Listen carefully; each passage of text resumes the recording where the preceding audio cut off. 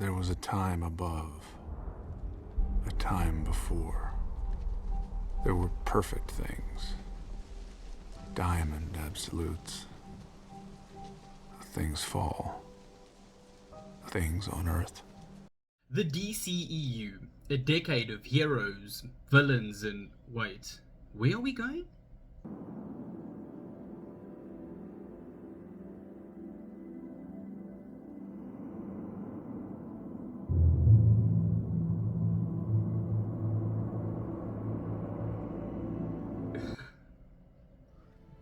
What a joke.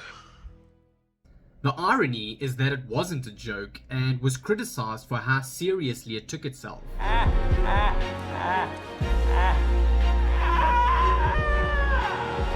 Just to put this out there, I never wanted to make this episode as I really hoped the DCEU would thrive, but alas, here we are, so let's get on with it. Let's get this over with. Well, that was the sentiment at Warner Brothers eventually, maybe even at the start. You can mourn for them. So, a decade of DC later, where heroes soared, villains schemed, and fans collectively wondered if anyone remembered to bring a map. Why don't you look around? We are lost. You see that over there? Hey, what is that? Nada. And don't you just love working hard and that delayed gratification? A 10-year project of massive plans and movie tie-ins that all lead up to one climactic ending to a shared universe. Yeah, me too, and Marvel did that really well. Avengers!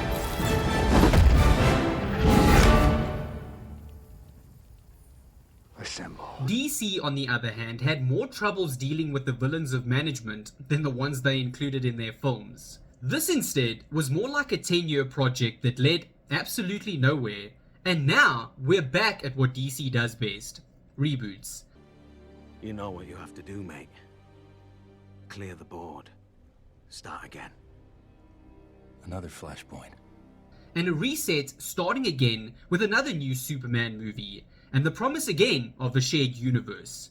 The DCU, the sequel to the DCEU.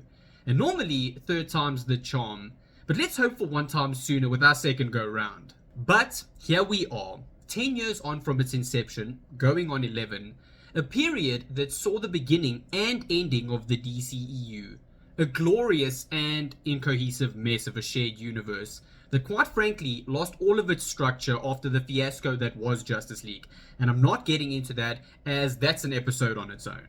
So let's look back to 2013 when I was a guy with a lot more hope, pun intended, for this franchise and in DC, when Man of Steel took flight.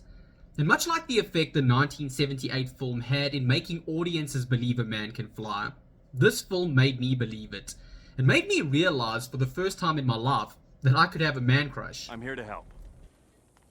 What are you smiling about, Captain? Nothing, sir.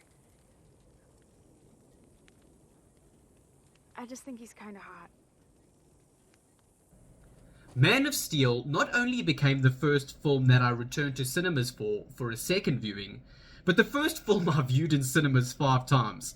And thank goodness for friends, am I right? Yeah, I do have those. And can we not, please? I've already had to say goodbye to my favorite Batman. And where was this pop-up at when I needed someone to fund this newly found addiction of mine? Especially with all that money of yours. I'm rich. Man of Steel is still, to this day, my favorite film throughout any genre. I believe you. I had always found Superman incredibly unrelatable through past depictions and portrayals throughout the years. And the grounded approach and gritty realism was something I never knew I needed in my Superman cocktail mix. It was something I never knew I needed in my superhero mix, for that matter. That very dark Superman that everyone despised and wasn't saving cats out of trees was made relatable due to that very fact. As he wasn't dark, but faced real problems that we as people go through. And that's not dark, that's life. He was complicated, and so are we. And that was the very relatability that he had always so desperately needed in his portrayals. Though the film ended up proving divisive amongst critics and audiences alike, and well, that was where it all went wrong. Because apparently, the only thing faster than the Man of Steel is the speed at which opinions are divided and studio decisions are made. The reaction to the film from the management at Warner Brothers then snowballed and continued to impede on this universe and its direction, and it never was allowed time to breathe and develop naturally, as it was always going to be pushed to pursue and keep pace with the MCU formula, instead of allowing it to go its own pace. A pace, I will say, it was outpacing Marvel at when financially comparing the first films of each franchise.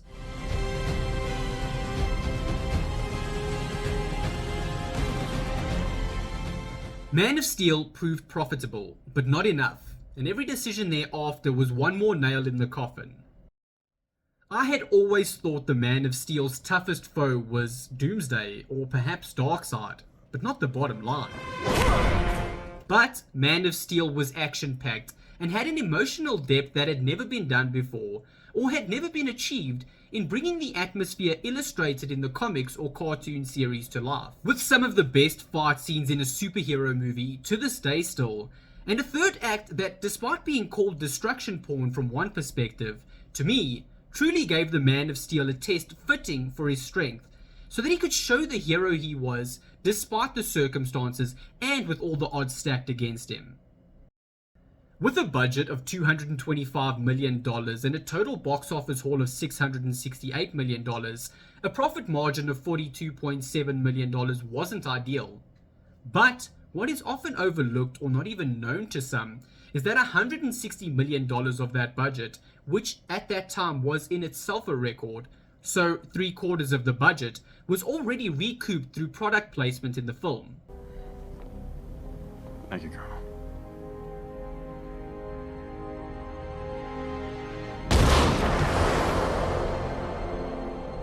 That then makes its profit over the $200 million mark, and studios are thrilled to see that in this day and age.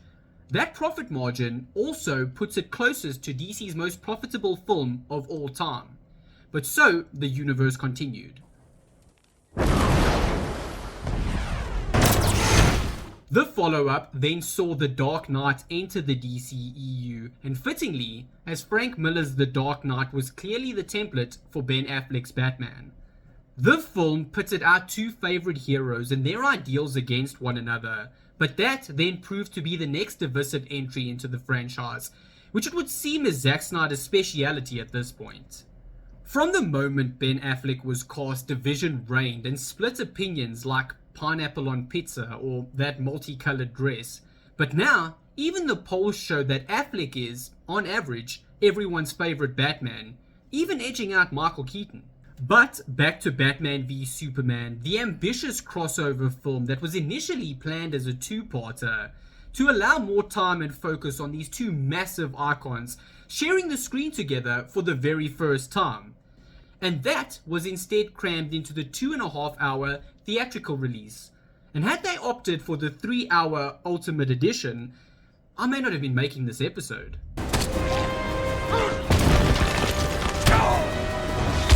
Because that decision then proved to be the ultimate mistake, because those 30 minutes that were removed from the final cut proved telling as they cut out narratives and plot points crucial to the story, such as the subplots and character beats like Clark's reporter side, both sides of the public's perception of Batman, how far Lex was willing to go to achieve his goals, and why Superman had his motives against Batman in the first place, along with why he couldn't see the bomb at his trial. And those 30 minutes being removed is, in my opinion, the reason that Warner Brothers finds themselves in billions of dollars of debt years down the road. Boom. BVS was complex, layered with themes and symbolism like no other superhero movie before, or since, and even more so than some dramatic films, and yet still faithfully managed to capture the essence of these heroes from the comics, amidst their conflicted feelings towards the other, which were all justified.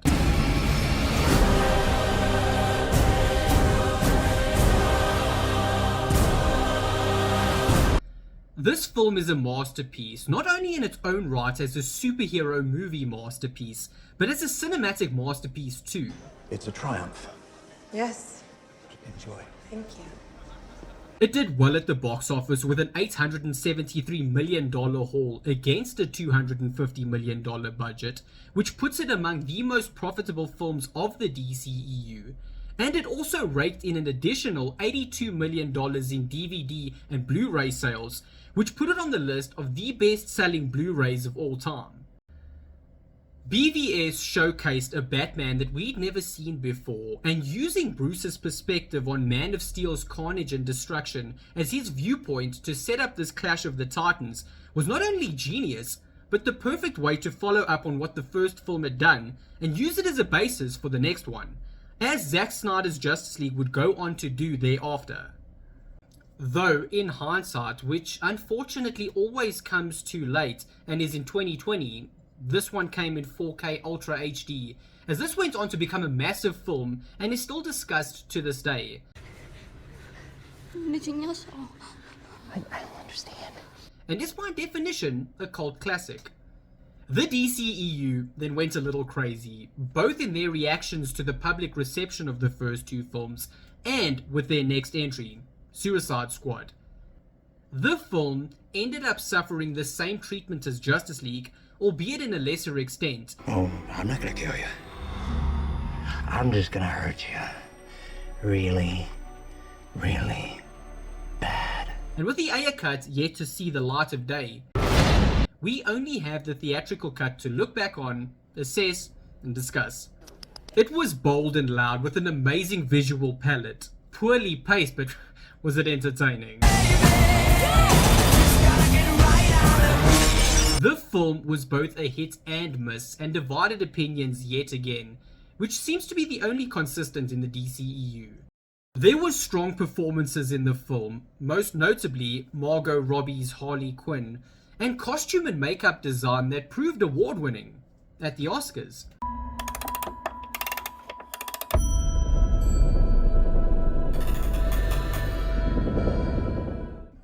The film failed to deliver the tone its initial trailer set, which David Ayer said was most in line with his vision, and was instead made to align more with Deadpool and its success, which came before it. It would be a lot easier to praise and criticize these films if there were one person in charge, but from the moment BVS came out, that was never an option. And the blame for these compromised visions could lie with anyone on the committees that took charge of decision making instead of the directors they employed to do just that. So at this point, we're all over the place with the tone and entries that make up the DCEU. But then there was wonder. Wonder from both the critics and audiences alike, because the next film in this universe was none other than 2017's Wonder Woman.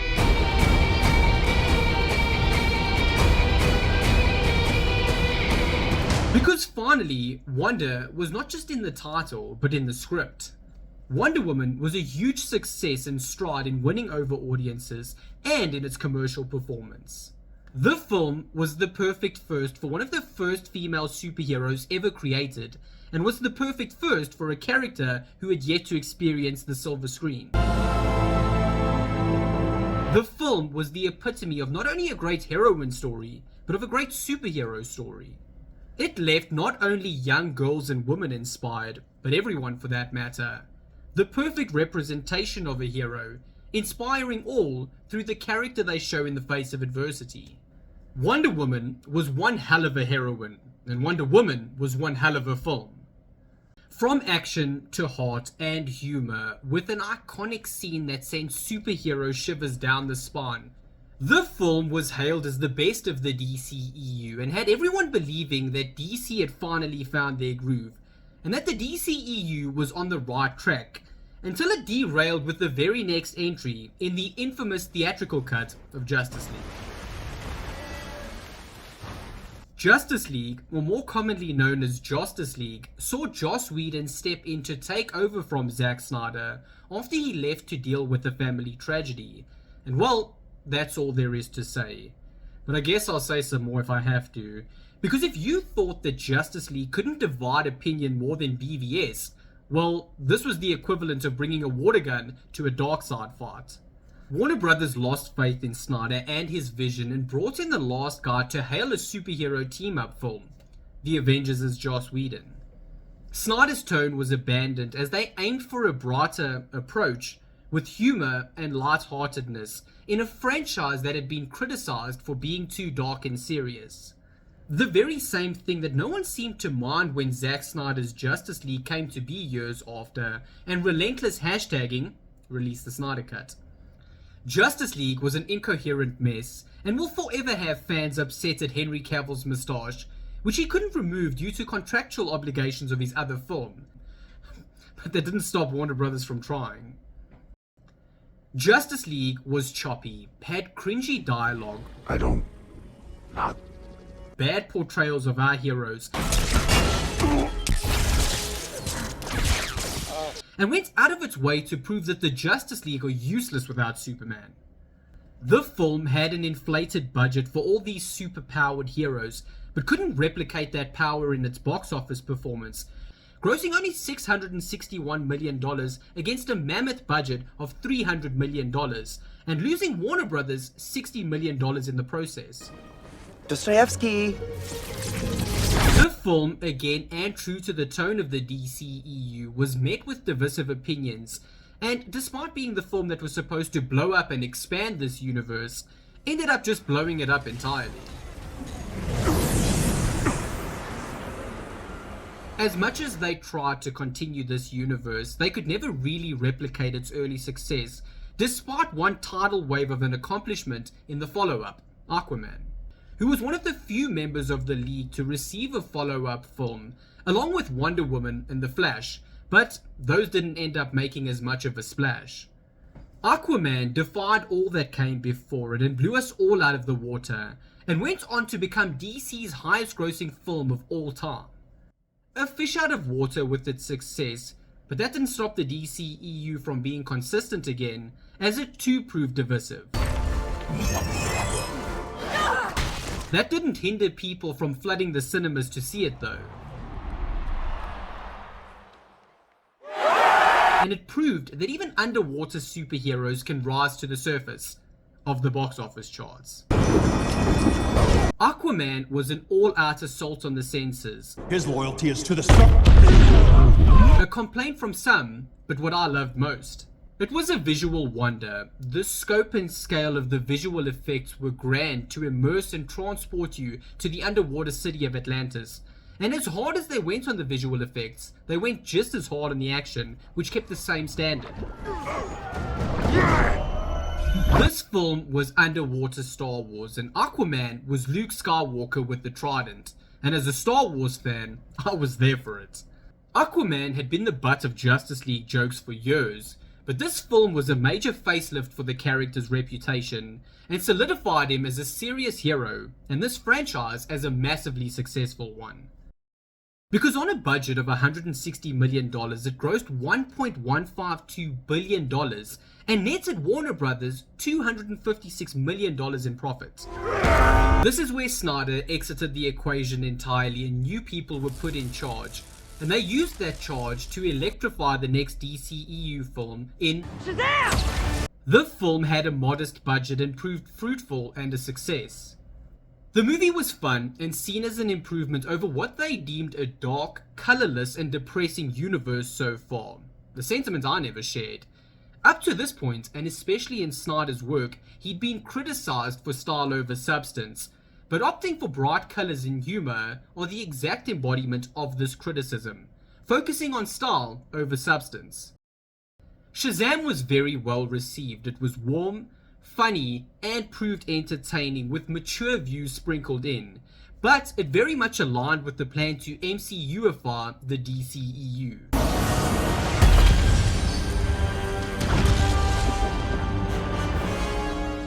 Though it also had some people believing the DCEU was on the right path, with two back-to-back successful ventures that had both critics and audiences in agreement to some extent.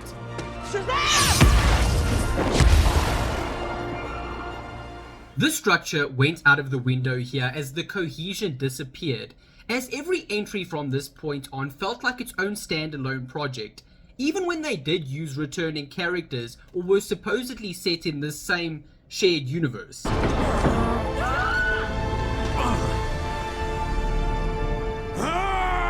Like with the next film, the Joker and Harley Quinn movie was abandoned and we ended up with Birds of Prey.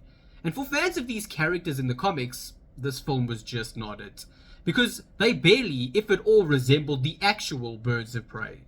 And special exception was taken by fans in their choices for characters like Victor Zsasz, Black Mask, and especially Cassandra Cain. The film was a stylish and hyper-violent affair, but entertaining nonetheless, and still it managed to come across as bland, with a weak narrative despite some really strong performances. Funny story, sat in the cinema for this one and I got deep into the 6-minute trailer of the opera scene from Tenet, at which point I thought I was in the wrong cinema, only to be informed by someone working there that I was in fact not. But talk about a plot twist before the plot even started. This also may have set my expectations far too high and Christopher Nolan-y before jumping into what this film was.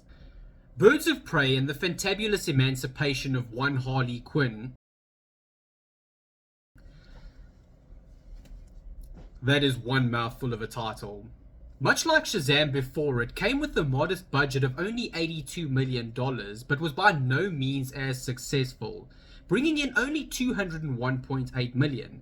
And with all other factors considered, it either made just over or just under its break-even point. So the DCEU went back to the 80s in search of wonder once more, with Wonder Woman 1984, a glorious hero and time period, but the reception to this one was in stark contrast to the first film. I, though, found this film, forgive the term, wonderful, and it gave me all the feels. With a theme of compassion and especially Diana's endearing and tenacious belief in the best of humanity.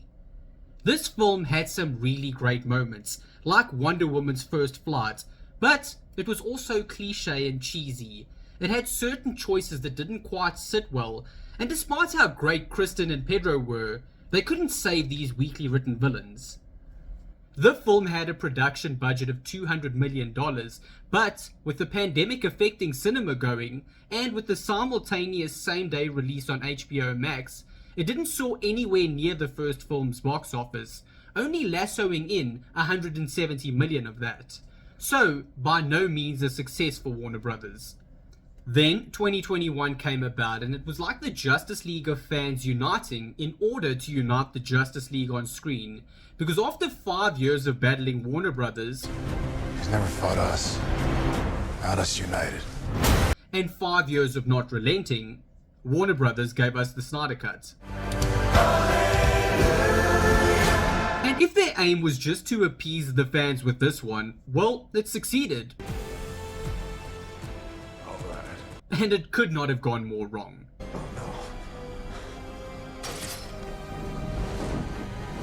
The film was phenomenal and was described as a global phenomenon. It also had fans more determined than Batman was in trying to resurrect Superman in the way they went about trying to get more of the story.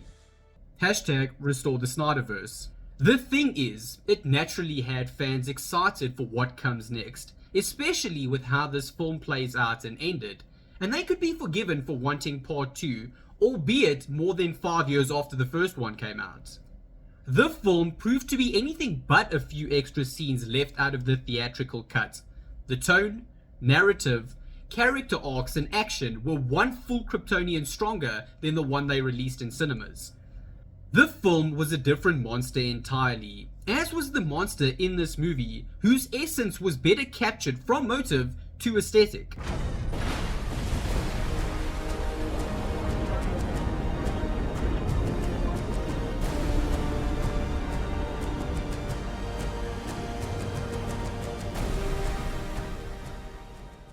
This film was what fans had always wanted in a Justice League movie. It improved on every aspect and did all of these characters, pun intended, justice.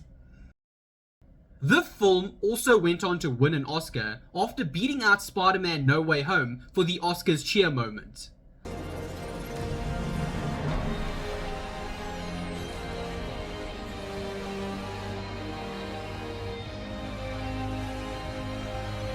This movie was 4 hours of pure geek and vindication for Snyder and for the fans. Also, it was miles better than what we had initially received. She is magnificent. Vindication! But alas, that was the end of that, as Warner Brothers moved on to their next entry to add to the DCEU by adding director James Gunn to helm the next film, and who will now also helm its sequel, the DCU. The Suicide Squad was both a sequel to the first film and a soft reboot. It was funny, fast-paced, hyper-violent, and had James Gunn all over it. It was also rather well received, but that meant little as the film only earned $169 million against a budget of $185.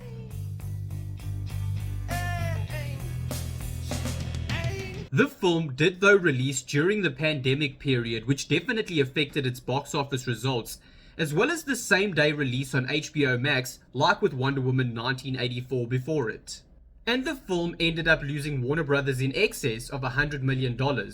It did though give us John Cena's Peacemaker, which followed up to the Suicide Squad with the sequel series, the only one of the DCEU, which picked up right where the film left off.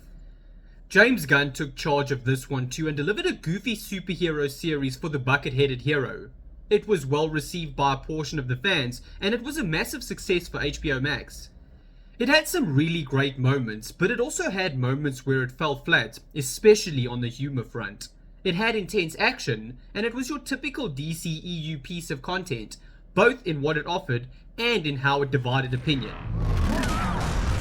It is though the one entry confirmed to be making the transition from the old universe to the new one. So calling the new DCU a reboot again was definitely not the term James Gunn should have used, and in saying that DC has been all over the place with what takes place where, this decision won't make it any easier for the general audiences.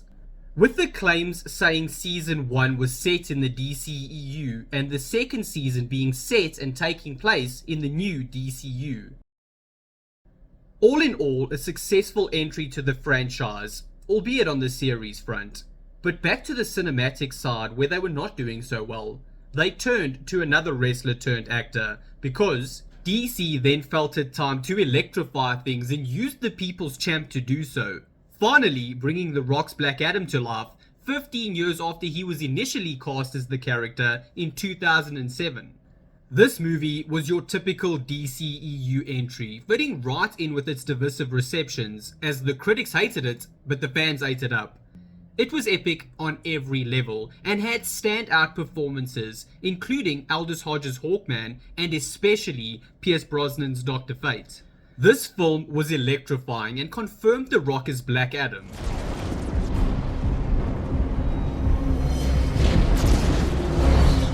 Warner Brothers had always had a bit of an I don't care about what the fans want attitude.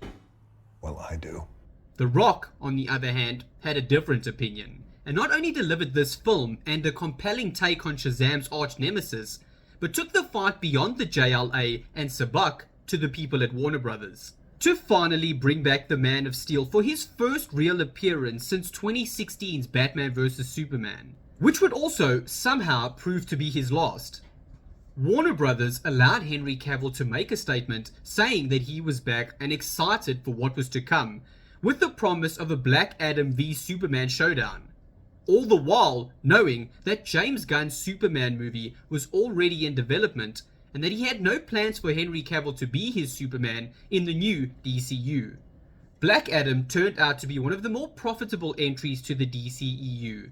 With a mammoth budget of apparently $260 million, it raked in $393 million, with profits close to $70 million, which made it the DCEU's most profitable film since his counterpart Shazam in 2019, and their highest grossing film since 2018's Aquaman.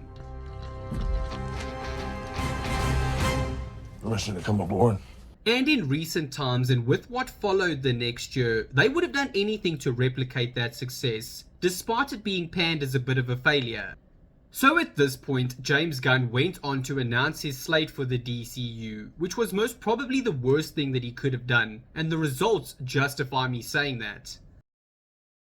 when he should have rather waited on making statements regarding this new universe and revealing his slate, as it made everything to come irrelevant. Fans knew the next 4 films were not going to be factored into his plans, much like Henry Cavill, despite him talking them up and claiming they were some of the best superhero films ever. I'm looking at you, Flash. And giving us hope in leaving the door open for their return. Every action and even the abysmal year of 2023 seemed like a write-off and part of their plan. James Gunn also went on to say that he thought this year of no DC movies as part of their greater shared universe was good for them and for the reset. But 2023 came around, and the final year and the final nail in the DCEU's coffin, which had quite frankly been ready years prior, and just went on to confirm what we had already known. Shazam! Fury of the Gods kicked off the year and was the best of the lot in my opinion. It was super fun, pun intended, and a worthy sequel with some real surprises, and although it wasn't a game-changing comic book movie, it never needed to be. The film raked in $134 million on a budget of $125, which obviously had it labelled as a box office bomb. But it did keep the trend and consistency for the DCEU that year, and no, not in dividing opinions, which it still did, but rather in weak box office performances.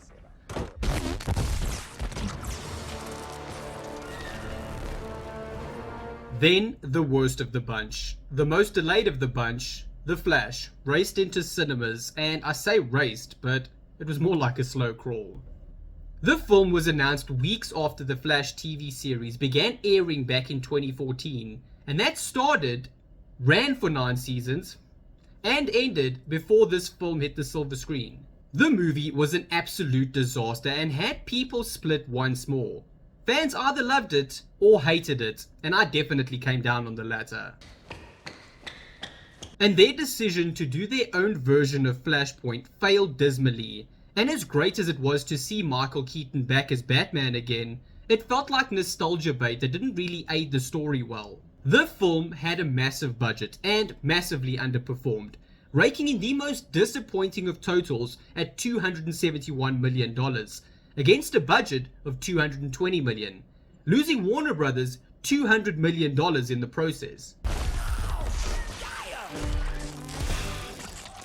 The film lost the money, and DC had lost their way in this universe, hence why I asked if anyone remembered to bring a map. The CGI was atrocious, and the forced cameos even worse so in this film. Not only was it a terrible movie, but a forgettable one on top of that. What was I talking about again? Oh yes. Then, the Scarab chose its host, as Warner Brothers chose Blue Beetle as the follow-up to The Flash. And this movie had a really great message about family, and I may have been a bit hard on this one, as it had some really great moments, but they were stuffed in between a heavily cliched, generic and predictable superhero flick. Xolo Maridueña killed it and is the perfect Jaime Reyes and Blue Beetle, and he may be the one remaining character to see the light of day again in the DCU. But the film as a whole lacked. It was also initially meant as just a streaming film that they ended up pushing for a cinematic release. The thing is, these projects all seemed self-contained, supposedly set in this universe that was never really built out, and each film seemed set in its own universe, let alone the DC one. Blue Beetle, with a budget of $125 million, brought in $131 million, and with that, the title of the lowest grossing DCEU film. But there was one more splash to be made to close out the DCEU. The sequel to DC's most successful movie, and they had kind of hoped for a replication of those results, but the damage had already been done. Also, the continued insistence on taking jabs at Aquaman in Peacemaker and The Flash hurt Aquaman's image that had already been so hard to cultivate and achieve in removing the stigma surrounding the character. Aquaman in the Lost Kingdom had some great action sequences, but the film was a tonal mess. It felt nothing like the movie before it and lacked the incredible visuals of its predecessor. And to top it off, the humor drowned, as did Black Manta, who was done a terrible disservice as he was incredible in the first one. That being said, the success of the first film carried this one better at the box office, as it was the most successful DCEU film since Aquaman. Meaning, nothing in between the first and second installments topped its success. Aquaman 2 flooded out its production budget of $215 million, with a worldwide gross of $434 million, managing to get it over its break-even point of $400. Though, that was not enough to keep the DCEU afloat. Ultimately, Aquaman and the Lost Kingdom proved to be an anticlimactic end to the DCEU. My conclusion is that the DC Extended Universe would have flourished and thrived had they acknowledged the difference between themselves and their comics as opposed to Marvel, who they were chasing. The DCEU never had to be the MCU, and the very differences would have been the very things that made each franchise unique on its own, and would have proved telling in what everyone is now calling superhero movie fatigue. Which in actual fact is just terrible movie fatigue, and that's not the genre's fault. DC and Marvel, the ever-waging war. They would have been two sides of the same coin, and much like the comics, they've thrived by focusing on what makes them unique. One being bright and campy, Marvel, and the other dark and gritty, DC. It was foolish to ever try and change the very identity and various source materials from which these live-action universes stemmed. The DCEU's downfall ultimately comes down to two factors. One, keeping one eye on the competition, and the other, not trusting the process. But as the curtain falls on the DCEU, let's not mourn what could have been, but rather celebrate what was. Because in the world of comics and comic book movies, is anything ever truly over? Unlike this abandoned cinematic universe, I won't drop you guys halfway through on your comic book needs. So subscribe to the channel, hit that notification bell, like this video, leave those thoughts, because as always, this is the way. Have the greatest day.